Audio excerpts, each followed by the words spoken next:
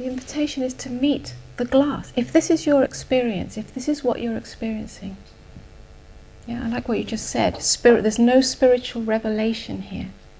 You have an idea of what's going to be revealed. Yeah, there was an expectation. Yeah. Meet the truth of that.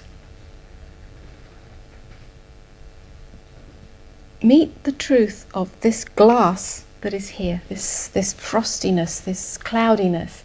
Meet it and investigate that. Watch how your mind, or some aspect of yourself, is wanting it to be different from that. Wanting it to be clear, because you have an idea of what clarity is. You have an idea of what spiritual revelation is. Watch how your mind has come into, watch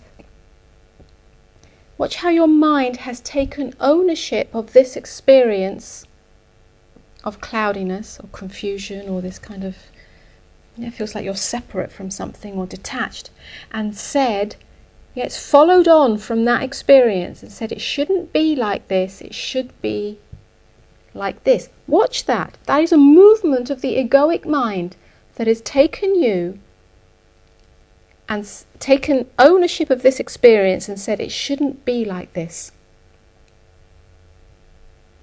So when I say meet this that is here, it is simply watching that movement, recognizing it as the movement of egoic mind, and then bringing your attention or your fullness or your engagement to this that is here, without any idea of how it should or shouldn't be. Can you see how that brings you right into now? Just meeting this that is here, this frostiness, this glass, this confusion. If you just keep on meeting it without the idea that it should be anything different, then that in itself brings you into presence. And that's all that is required. And you do that over and over and over again, every nanosecond.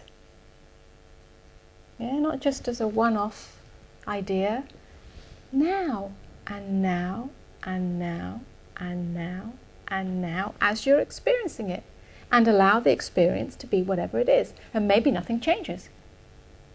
And maybe something moves and changes. That's meeting direct experience. That's meeting reality. That's all that meditation really is. Yeah? So it's not trying to get away from that. It doesn't mean identifying with it either.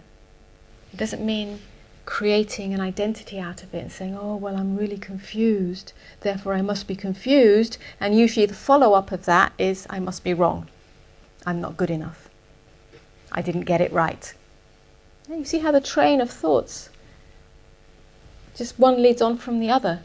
But when you bring your fullness to this that is happening here without an agenda, without an attempt to change it, then none of these other little hooks come in.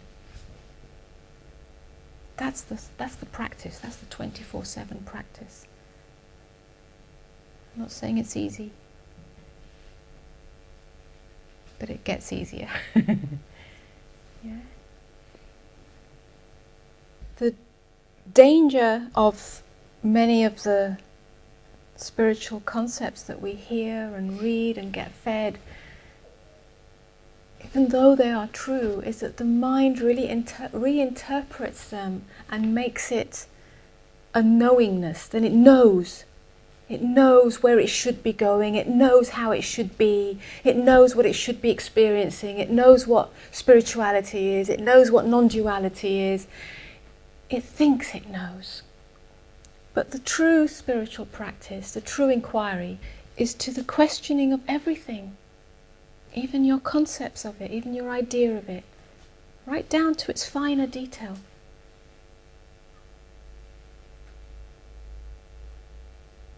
To watch, to witness the movement of mind as it tries to reconceptualize every experience you're having. That.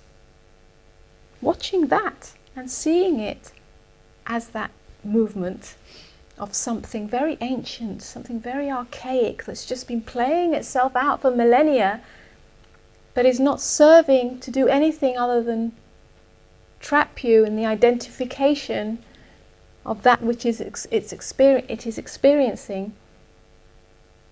To watch that is the beginning of the dissolvement of that, and that's awareness.